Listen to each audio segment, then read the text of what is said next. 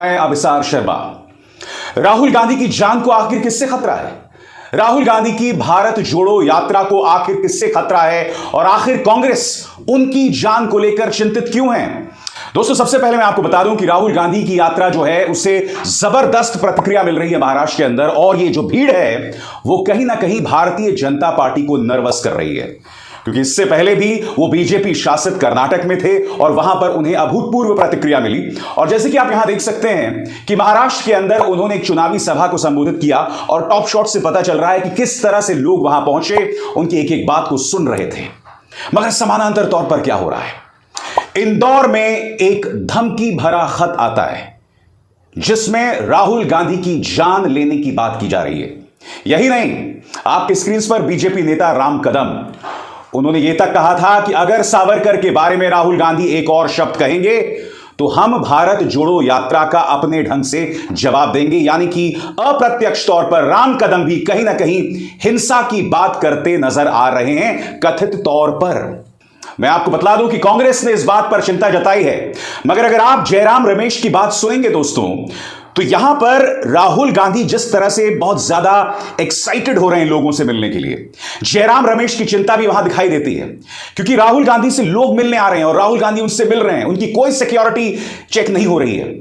राहुल गांधी जिस तरह से लोगों से मिल रहे हैं, वो उनकी जो एसपीजी, उनके साथ जो सिक्योरिटी चल रही है, उनके लिए भी जबरदस्त चिंता का सबब है। मैं चाहूंगा कि आप जयराम रमेश को सुने, फिर मैं उसकी चर्चा करता हूं। राहुल गांधी जी की सिक्योरिटी के बारे में हर एक भारत यात्री को चिंता है, हर एक कांग्रेस कार्यकर्ता को चिंता है।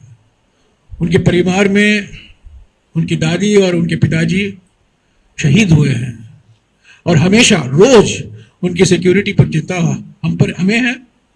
और कभी कभी यात्रा में भी जो सिक्योरिटी की पाबंदी है, कभी कभी प्रयास करते हैं राहुल जी, इतनी उत्साह के साथ वो लोगों के साथ मिलना चाहते हैं, फोटो खिंचाना चाहते हैं, लोगों के बीच में चला जाना चाहते हैं, और कभी कभी हमारे जो सिक्योरिटी फोर्सेस हैं वो भी घबरा जाते हैं। तो ये वास्तविक है, पर मैं कहना चाहता हूं कि हमारे लिए राहुल जी की सिक्योरिटी में हम कोई समझौता नहीं कर सकते।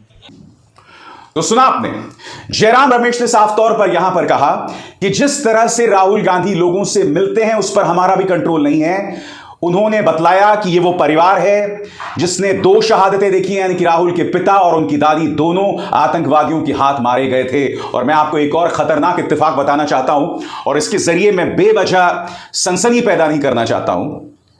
उस वक्त जब एलटीटी के आतंकवादियों के हाथों उनकी मौत हुई थी, ये वो लम्हा था, चंद सेकंड्स के बाद एक आत्मघाती हमलावर ने उन्हें मौत के घाट उतार दिया था। मैं आपको बतलाना चाहूंगा दोस्तों, उस वक्त भी राजीव गांधी तमाम सुरक्षा घेरों को तोड़कर लोगों से जाकर मिल रहे थे। उनकी जो सुरक्षा कर्मी उन्हें लगातार चेतावनी दे रहे थे कि आप सुरक्षा मानकों का ध्यान नहीं रख रहे थे, और आपके सामने क्या हुआ, इस इतिहास को कोई नहीं भूल सकता। राहुल गांधी भी जिस तरह से मिल रहे हैं वो अपने आप में चिंता का सबब है। और अब आपके सामने 2 चीजें सामने उभर कर आ जाती हैं, इंदौर से सीधे जान से मारने की धमकी, और राम कदम महाराष्ट्र के अंदर जहां बीजेपी की सरकार है इस तरह की बयानबाजी कर रहे हैं। सबसे पहले मैं चाहूंगा कि आप राम कदम को सुने और फिर मैं उसकी चर्चा करता हूं। राहुल गांधी जी, भारत तेरे टुकड़े होंगे बोलने वाले नेताओं के साथ आप भारत जोड़ो की यात्रा करते हो। बंद करो ये नौटंकी। आने वाले भविष्य में यदि आपने सावरकर जी के बारे में अपमानजनक भाषा का प्रयोग किया तो सावरकर भक्तों को आप यदि उकसाओगे तो आपकी यात्रा का स्वागत कोई अन्य तरीके से करना होगा। मैं राम कदम से पूछना चाहता हूं कि राहुल गांधी ने दरअसल गलत क्या कहा? क्या राहुल गांधी ने सावरकर के बारे में कोई गलत बात कही? सबसे पहली बात, सावरकर ने आधा दर्जन चिट्ठियां माफीनामे की लिखी थी। नंबर 2, खुद सावरकर की किताब में लिखा हुआ है कि उन्होंने युवकों से अपील की थी कि वो अंग्रेजी सेना में, ब्रितानी सेना में शामिल हों, ब्रितानी सेना में जो है वो भर्तियां लें। ये बात खुद सावरकर ने अपनी किताब में लिखी हुई थी। ये देखिए, उनकी किताब के पन्ने नंबर 105 और 106 में साफ तौर पर लिखा हुआ है, जिसमें सावरकर कह रहे हैं कि आप शामिल होइए। तो मैं समझ नहीं पा रहा हूं कि उनके खिलाफ एफआईआर क्यों दर्ज की गई। राम कदम इस तरह से धमकी भरे अंदाज में क्यों कह रहे हैं कि आपके भारत जोड़ो यात्रा का माकूल जवाब दिया जाएगा, खासकर तब जबकि वो महाराष्ट्र के अंदर है जहां बीजेपी की सत्ता है। तो राहुल गांधी ने जो सावरकर के बारे में कही वो सिर्फ तथ्यों पर आधारित है। कोई भी आरएसएस का व्यक्ति, कोई भी संघी, कोई भी बीजेपी का नेता इस बात का जवाब नहीं दे सकता कि आखिर सावरकर ने अंग्रेजों को क्यों लिखा कि मैं आपका वफादार सेवक हूं, नंबर 1। नंबर 2, आखिर क्या वजह रही कि उन्होंने युवकों से अपील की कि आप अंग्रेजों की सेना में शामिल हो, उनकी जंगों में शामिल हो। नंबर 3, आखिर क्या वजह थी कि सावरकर भारत छोड़ो आंदोलन में शामिल नहीं हुए। और आपकी स्क्रीन पर सुभाष चंद्र बोस ने सावरकर और जिन्ना दोनों से अपील की थी कि आप भारत छोड़ो आंदोलन में शामिल होइए, अंग्रेजों का साथ मत दीजिए। यह खुद सुभाष चंद्र बोस की बात है। तो मैं ये समझ नहीं पा रहा हूं कि आखिर भारतीय जनता पार्टी इतनी बौखलाई हुई क्यों है। राहुल गांधी के बारे में मैंने पहले ही कहा था दोस्तों कि जैसे जैसे उनकी यात्रा हिंदी पट्टी में प्रवेश करेगी वैसे वैसे उन पर हमले तेज हो जाएंगे। कुछ दिनों पहले आज तक पर कार्यक्रम चला था जिसमें उनकी यात्रा की तुलना इमरान खान से की गई थी, यानी कि बहुत आसानी से उन्हें आप पाकिस्तान से जोड़ दें। खुलेआम न्यूज चैनल्स पर चलाया जा रहा था कि टुकड़े टुकड़े गैंग की यात्रा है ये, और यही अंदाजे बयां, यही बोल भाजपा के नेताओं के हैं। यानी कि राहुल गांधी की चुनौती कई स्तरों पर बढ़ रही है। नंबर 1, भाजपा के जो हमले हैं जो उग्र होते जा रहे हैं। नंबर 2, उनकी सुरक्षा, क्योंकि देखिए सुरक्षा का खतरा कहां से उभर आ जाए हम नहीं जानते। देश के जो दुश्मन हैं, देश की अमन चैन के जो दुश्मन हैं, वो इस देश में अराजकता पैदा करना चाहते हैं। लिहाजा यह जिम्मेदारी सिर्फ राहुल गांधी और उनके सुरक्षा तंत्र की नहीं है, मोदी सरकार की भी है कि राहुल गांधी की इस भारत जोड़ो यात्रा को लेकर सुरक्षा में किसी तरह की कोई चूक ना बरती जाए। राहुल गांधी अपनी यात्रा में निहायत ही उग्र अंदाज में किसानों की आवाज बुलंद कर रहे हैं। मैं चाहूंगा कल जिस सभा को उन्होंने संबोधित किया, उन्होंने किस भावात्मक अंदाज में किसानों की बात रखी। वो किसान जिसे सुना नहीं जा रहा है, सुनिए उन्होंने क्या कहा। 1 लाख रुपए का हमारा कर्ज माफ नहीं होता, मगर हिंदुस्तान के अरबपतियों का लाखों करोड़ रुपए कर्ज माफ हो जाता है। क्यों? क्यों? वो पूछते हैं।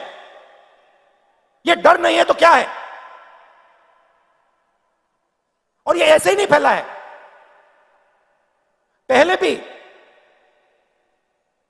विदर्भ में किसानों को मुश्किल हुई थी। उस समय दिल्ली में कांग्रेस पार्टी की सरकार थी।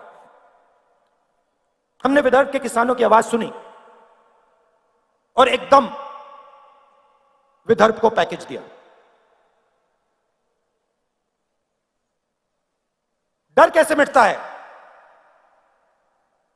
डर सुनने से मिटता है, डर गले मिलने से मिटता है।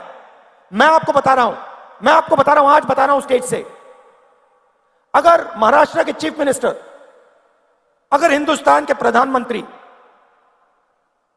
दिल खोलकर प्यार से महाराष्ट्र के किसान की आवाज सुन ले, यहां पे कोई आत्महत्या नहीं करेगा।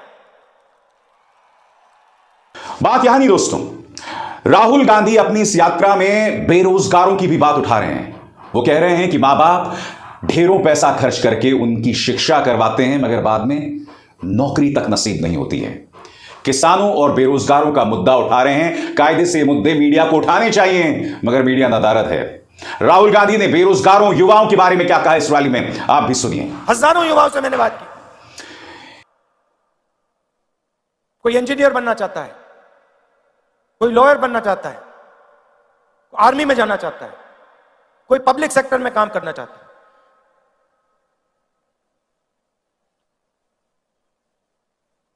हर युवा के माता ने, पिता ने खून पसीने के पैसे डाले हैं।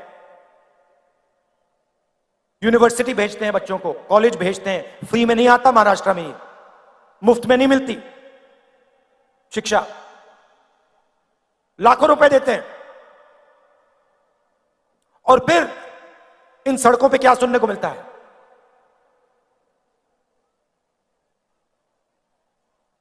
क्या पढ़े? इंजीनियरिंग, कौन सी? मैकेनिकल। क्या कर रहे हो? कौन सी कंपनी में काम कर रहे हो?